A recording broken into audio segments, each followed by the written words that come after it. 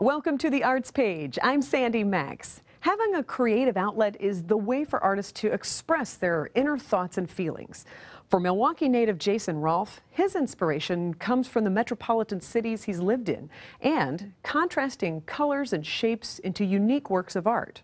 His latest exhibition at the Tory Folliard Gallery, called Navigational Aids, documents his visual influences through collage and acrylic painting.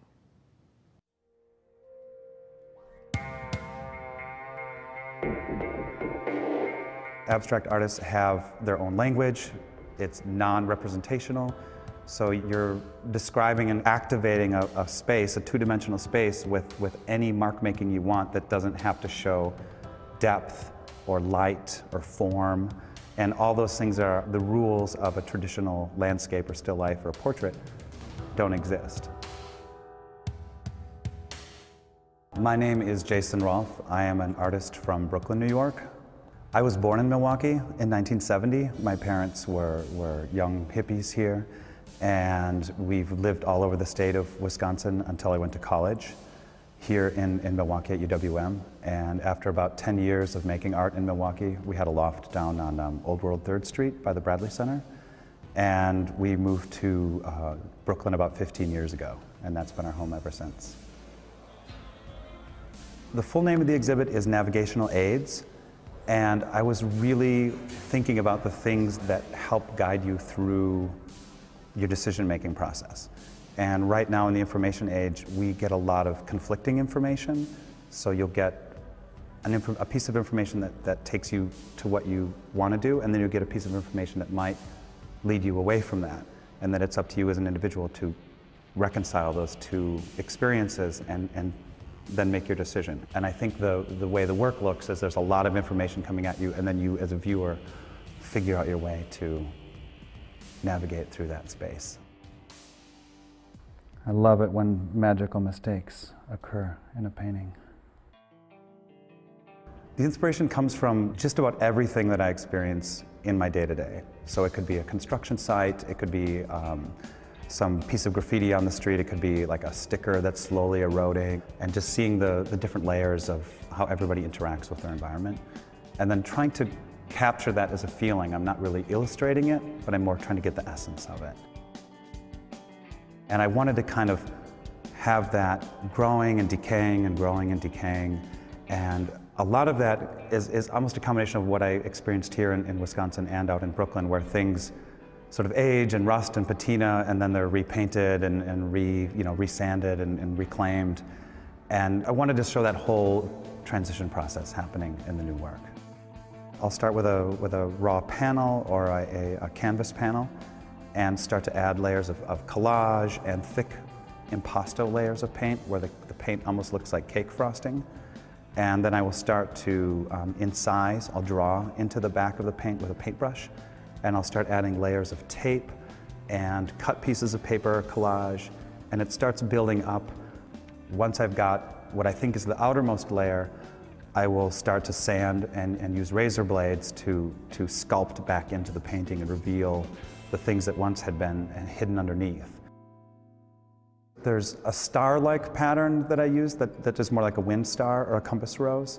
Some of these images feel like lunar landscapes, like a survey of a planet where there'll be sort of like geographical markers.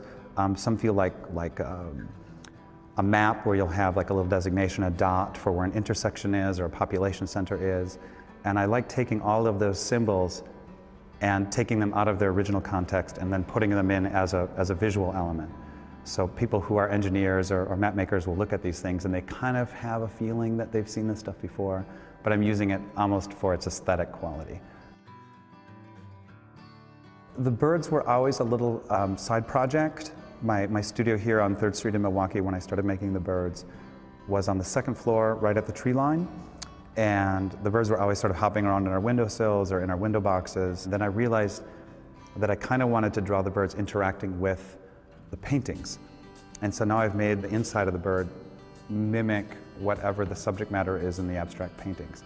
So it's as if the birds have seen the abstract paintings, gotten back together, and now they're having a conversation about what they experienced. A favorite painting for an artist might be different than a favorite painting for the viewer.